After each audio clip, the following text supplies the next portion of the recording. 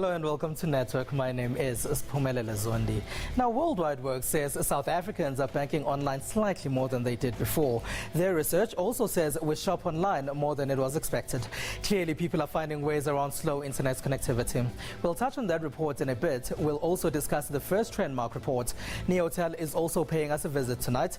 We're live, so remember to find us on SABC Network on Facebook and Twitter, News Network at sabc.co.za on email. Let's start with your social media and technology news now.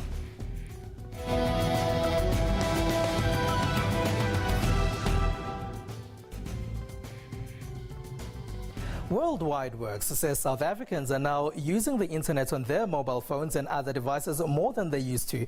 Even though this number has gone up, it's still only marginally. Lebo Sejage has been looking at their report for us. It seems that most South Africans are overstanding in long queues at the bank. Instead, they opt for the convenience of performing their banking transactions on mobile phones. This was uncovered by a study conducted by Worldwide Worx, a technology research organization. The survey revealed that the use of banking apps rose from a meager 1% in 2012 to a promising 9% in the last leg of 2013, a huge jump of 8%. Cell phone banking numbers are growing at a rapid pace. Those without smartphones have increased the banking system to an impressive 37% late last year from 28% in 2012. Mobile banking is not the only e-commerce landscape on the rise. Reports show that many members of South Africa's middle class are also becoming keen online shoppers. Worldwide Worx predicts that online shopping is set for a steady increase in 2014 and the years to come.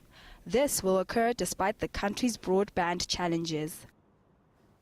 3 of the most popular YouTube videos of 2013 in South Africa are brand advertisements. This shows that as a lot of people skip ads on video sharing sites, they watch them over and over again if they're done right. Gimme Cool and others are really popular in South Africa. Around here they call me Kimberly. It's my pendant, but I'm not allowed to wear it in the office anymore. Bossman says it disrupts because it's an obstacle here in the office. It seems Kimmy Cool's boss isn't the only one disrupted by her. This advertisement was one of the top 10 most watched YouTube videos in South Africa. In it, the aspiring hip-hop star increases her views from 29 to 30. I was on 29 views. There's it. 30 views. In reality, the Hall's ad was the 3rd most watched video on YouTube in South Africa last year. These stats show that people love watching advertisements on the internet if they are done cleverly, are witty and interesting. Also in the top 10 in South Africa are 2 other ads. There's this one by beauty products manufacturer Dove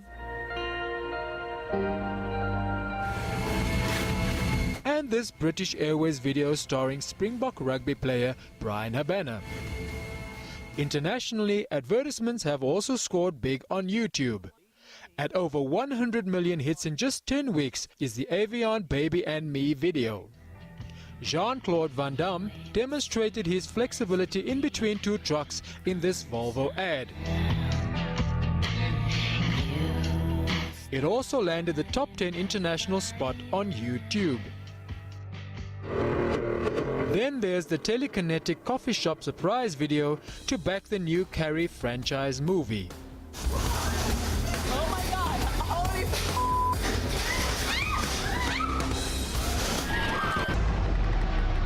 In the US, a 30-second TV ad on the American sitcom The Big Bang Theory can cost around 3.16 million rand.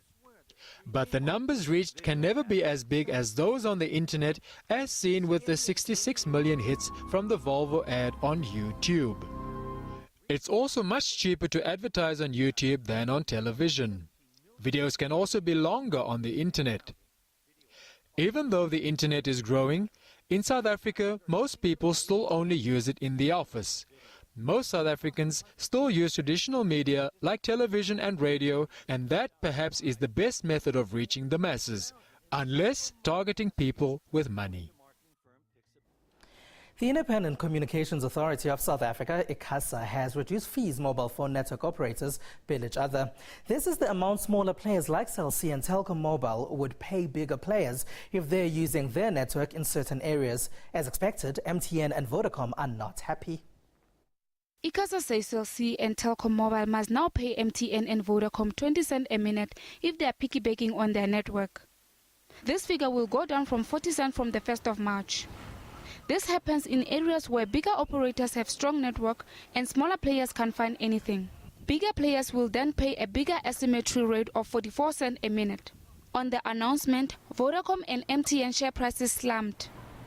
On Wednesday, the day of the announcement, Vodacom was down by 5.7% in late afternoon trading, while MTN was off by 5%. ICASA hopes chopping the rates and introducing asymmetry will lead to lower retail prices and more investment in infrastructure by smaller players. But MTN and Vodacom warn ICASA against being too aggressive in cutting the rates. These rate cuts will increase annually from March 2015. The move has been accepted by government. Kaching is FNB Namibia's e-wallet service. The bank says the electronic money transfer system was used more than ever in December 2013. The number rose to 150,000 e-wallets sent. Now, 97% of Kachings were created via mobile banking. FNB launched the product in November 2012. This was to enable unbanked Namibians access to banking facilities. Bank accounts and bank cards are not needed for one to use the Kaching service.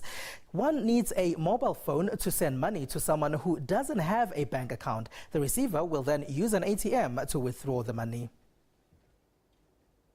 Telecom Egypt has agreed to be a part of a new internet cable that will link Asia, Africa and Europe. The 25,000-kilometer-long cable is dubbed Asia-Africa-Europe 1 or AAE1. The countries it connects starts in Hong Kong in the Far East. It moves all the way to Djibouti and Egypt in Africa before making its way to Greece, Italy and France in Europe. Telecom Egypt is the state monopoly in the North African country.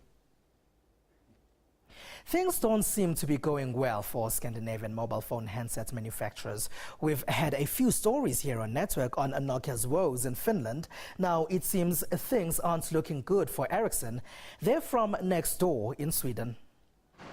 When your mobile telecom company gets lower than expected activity in North America and Japan, you turn to Europe and China. At least this is Ericsson's strategy going forward. The Swedish mobile telecom equipment maker ended 2013 on a sour note. Its fourth quarter operating profits came in below expectations. You have technology shifts in many markets. Some are going into 4G, so they're spending a lot. Others has come out of the 4G cycle and they are buying more capacity. And that we always have in different cycles. Ericsson's biggest network client, Vodafone, is planning to spend 130 billion rand with them to increase its networks. A lot of this investment will focus on fast-growing China. There's three markets in the lead on 4G. It's US, Korea and Japan when it comes to subscribers. Now, of course, the rest of the world coming in. China, of course, a large market also coming in. We have been sort of selected as a vendor as well. So we're going to be part of the 4G technology sort of deployment in China going forward. At this stage, there have been reports Verstberg would be leaving Ericsson for Microsoft. But one media report says he has told directors he has no plans to step down. Chinese company Lenovo seems to be on a purchasing spree. Their latest acquisition is Motorola. After acquiring Motorola in August 2011, Google has decided to sell the cell phone handset manufacturer to China's Lenovo. The cost of the sale is 32.18 billion. This was a shock to most in the tech world, as Google had initially bought the cell phone company for 138.2 billion rand. Google says the sale is not a loss. That looks like a pretty big destruction of value in a short period of time. Actually, Google is doing a slightly better deal than that, because in the meantime, they've done a couple of things. They sold the Motorola set-top box business for a couple of $1 billion. They also had a $1 billion tax credit that came with the business when they bought it. The Motorola purchase is not the first big one for Lenovo. The Chinese tech company announced that they will be acquiring IBM's server business. The acquisition of both these loss-making entities leaves Lenovo with a load of work to do.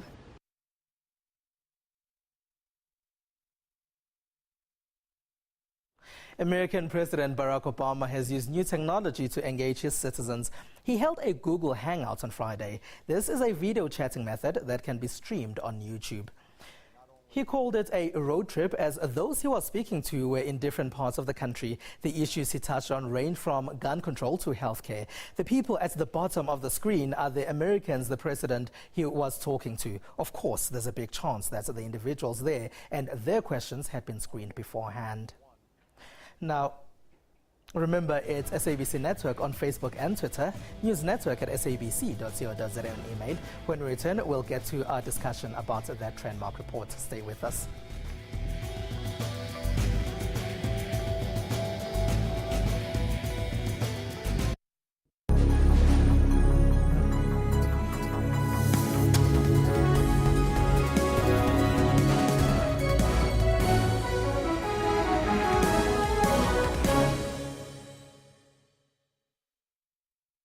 I vote SA. Why do you vote? My vote is my voice. Voting is still the most critical voice any citizen has. Ik vote want is bevangen. You vote. Kan vote in. Do the right thing. I want to use my voice. Choice is what I have. Any citizen has. If you don't vote, you can't complain. Vote South Africa. I am voting. Why? What's your why? Look. Gonna get a free day, come on. Nice. IEC. I vote South Africa. Well, good evening. Welcome to yet another bumper edition of Sports Live. Tonight we have a bit of a triple threat in the show.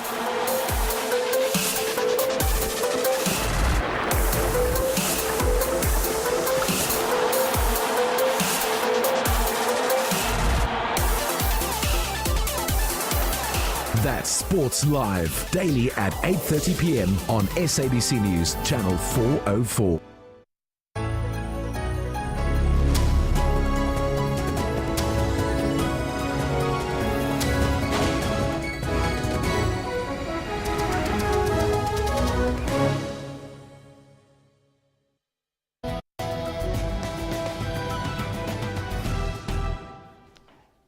SABC Network on Facebook and Twitter.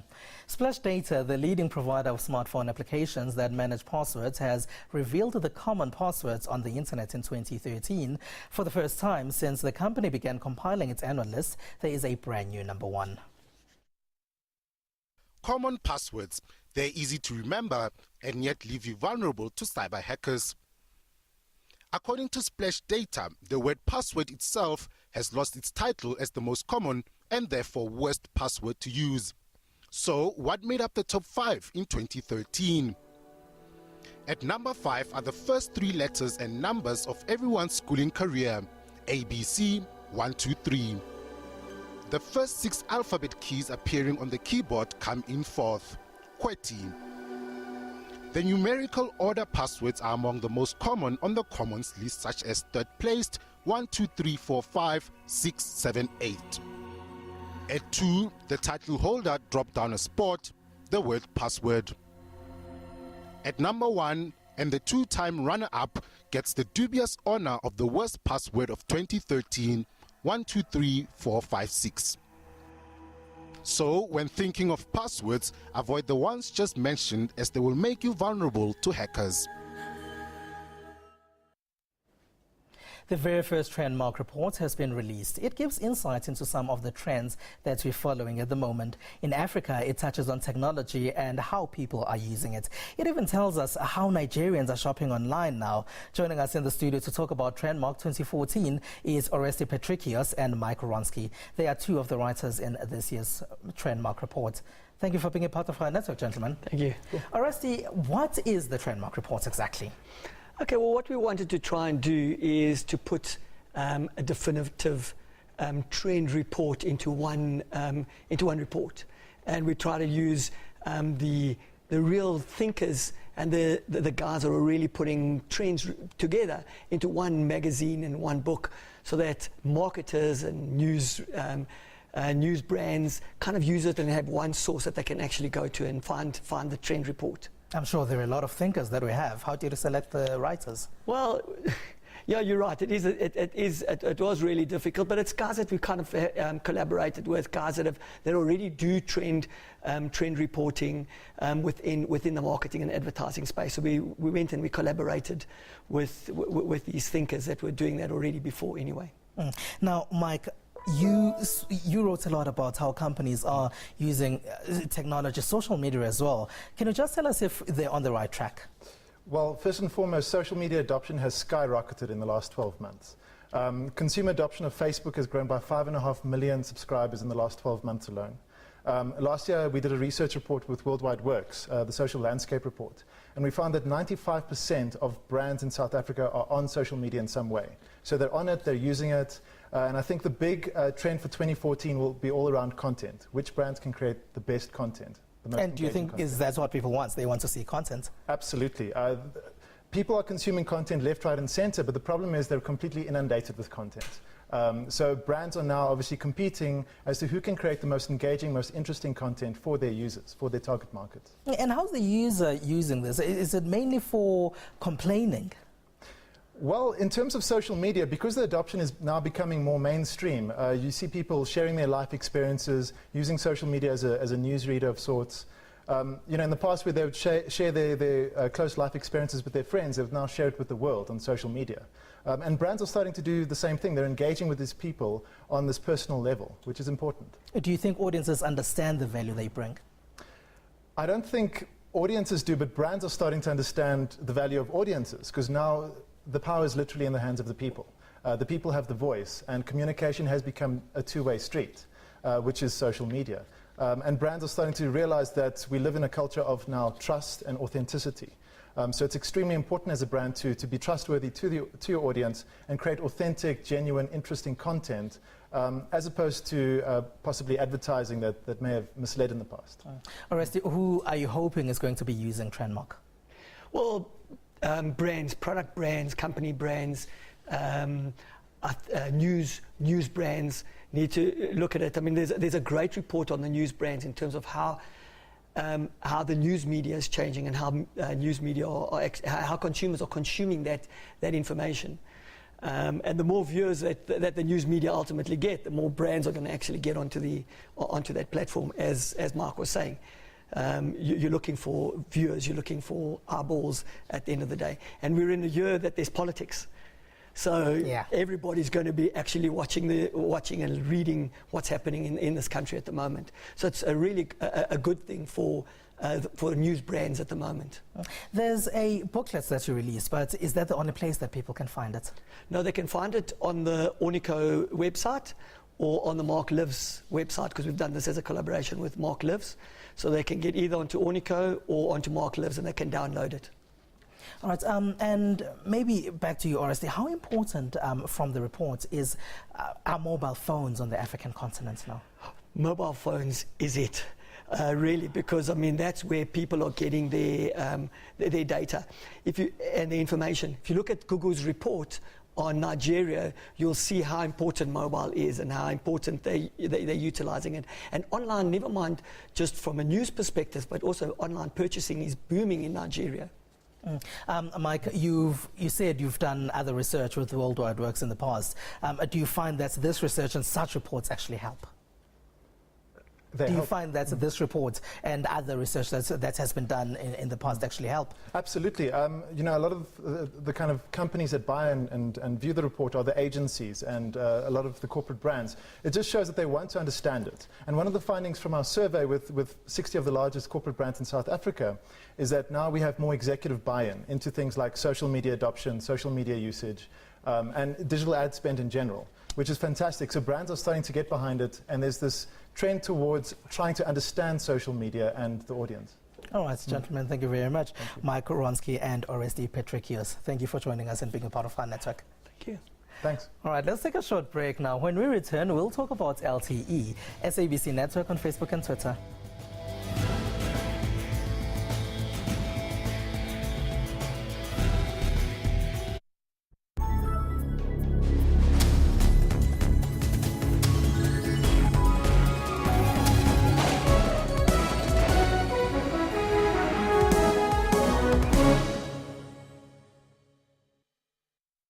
This is Afro Showbiz News, the show that brings you all things art and entertainment from around the African continent. A new fashion line has been started by ex-Big Brother contestant Bokelo, who teamed up with her partner Telecom to launch the brand. The Queen of Swagger line was launched under the already existing Telecom Komotsi, the Taylor brand. Zimbabwean performers Umkati Theatre Worx were highly well received at the Brooklyn Academy of Music 36th season of Dance Africa in New York, USA. That's Afro Showbiz News, Saturdays 7:30 p.m. on SABC News.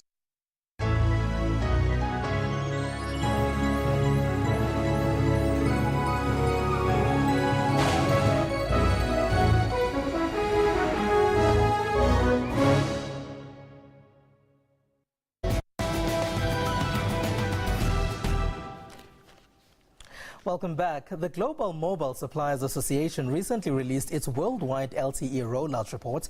There are now over 260 long-term evolution or LTE network operations in over 95 countries. What is LTE and why is this suddenly popping up everywhere? We'll discuss this shortly. But first, here are the findings of the GSA LTE report. As we report last week, Zambia has started recently with this. From this world map by the Global Mobile Suppliers Association, it is clear to see that long-term evolution or LTE technology has taken off. 263 LTE networks have commercially launched in 97 countries. Those countries are the ones highlighted in red on this world map. This represents less than half of all the countries in the world. Africa has the lowest LTE penetration as witnessed by the countries highlighted in white. These are countries with no commitment to investing in LTE technology. The countries shaded in blue are those with LTE commercial network deployments that are ongoing or in the pipeline. Ghana and Nigeria are notable as the only two countries north of the equator with full commercial LTE services. Closer to home, Southern Africa is the most advanced region on the continent when it comes to commercial LTE rollout. Mozambique, however, is the lone country in the region with no commitment to LTE technology. South Africa, Namibia, Zimbabwe, Angola and Tanzania run full commercial LTE services. Now joining us in the studio to talk to us about South Africa and Neotel's LTE ambitions is Abid Kadiri, Neotel's Chief of Business Solutions and Excellence. Thank you for being a part of our network, sir. Thank you for having me. Now, what is LTE exactly? Okay, without going into too much of a technical detail, you already spelled out the long form of LTE. It stands for long-term evolution. It essentially is a mobile broadband technology which allows for better speeds and higher speeds and high quality of data on a mobile network. Now, is this the answer to Africa's network problems? Well, it's one of the solutions to the problem. I don't think there's a panacea that LTE can address all the issues. It does offer a viable option for mobile broadband. And as an approach that we have taken, where it's actually a replacement for a last mile for us as a fixed wireless alternative to provide broadband access to people. Where does Neotel fit in all this? Neotel's approach on LTE is to use it as a last mile alternative to allow access to broadband connectivity through various means, whether it's fiber, whether it's microwave, whether it's other wireless technologies. So from our perspective, it's one of the technologies that we are deployed already in Gauteng area and will expand as we grow to allow for mobile broadband access cost effectively and with the quality of service. You've started deploying it, you say? We have already deployed our phase 0, as we call it, in Gauteng, and we will expand the network over the next 12 to 18 months. Right, and what are some of the challenges that you're finding in South Africa? Well, challenges in general, one is, as mobile operators have probably alluded to as well, is the digital dividend, the spectrum. Right now, the LTE network for most of the mobile operators is from reformed spectrum that they already have, which is already cluttered, so the quality and the challenges of farming that spectrum to allow LTE to operate is a challenge in itself. The device is another challenge. Availability of LTE devices, handheld devices of the price points that will be suitable to the market is another one, which is also compounded by the taxation and the duties that you have along with it. And third one, I would say, is the main important one is the digital dividend, I think, which people are facing a challenge with in terms of having spectrum to operate in. And how are you going to go around these, especially the prices of handheld devices that are needed? Well, I think the first step is to look at the taxation and the duties and the import duties that the device are. There are not many devices that are operating or available for lower lifestyle, as we call them, the LSM levels. If you look at the mobile penetration in South Africa, it's somewhere between 125 to 135%. But if you look at the smartphone penetration, it's only about 20% of the penetration. So for LTE to be successful and the ability for people to use data, even to a farmer who's looking for weather reports or the spot rates for the stock, data becomes very critical from that perspective. So the cost of the devices to be made available and the taxation policy, that is, I think that will need to be addressed by the government, and obviously the digital spectrum. Right, I know you're with Airtel, but how are your competitors doing in this? Well, look, the country last 18 months has rolled out, every mobile operator has rolled out a LTE network, which is a good sign because people are moving in the right direction. I think the challenges are the challenges that we just talked about, and we will have to continue to work through them. But it is a viable technology. It is a technology that can allow the mobile broadband, and as I was listening to your earlier guests here, with the social media and the 18 to 34 age group, which is the biggest consumer of mobile broadband, mobile data, I think it's heading in the right direction. All right, Abid Kadiri from Neotel, thank you very much for joining us and being a part of our network tonight. Thank you. All right. Now let's take a look at some of what's been happening in social media. South Africa's United Democratic Movement, UDM, shared its election manifesto today. Many in social media were watching it on television. Some shared what they thought of the manifesto. The Libyan football team beat Ghana to be crowned champions of the 2014 African Nations Championship in Cape Town. In the Mediterranean country, many used different methods to celebrate. There were lights, fireworks and water as seen in these photos in social media. It was Libya's first international competition win. Some were just having fun. On the news, Orlando Pirates coach Roger De Saar resigned. These pictures appeared in social media. They're saying this shows the emotions of Pirates fans, with this one showing the emotions of arch rivals Kaizer Chiefs fans. And that's all we have for you tonight. Find us on SABC Network on YouTube and Facebook and Twitter rather. The video we leave you with is a tribute to the art and her disarming beauty. The artist Arena Stefano took old paintings and digitally made them move as he told his story. We'll show you only about a minute of it. It's on YouTube. Watch it there in full. From Ms. Pumela Lezondi and the rest of the team, thank you for being a part of our network. Have a good one.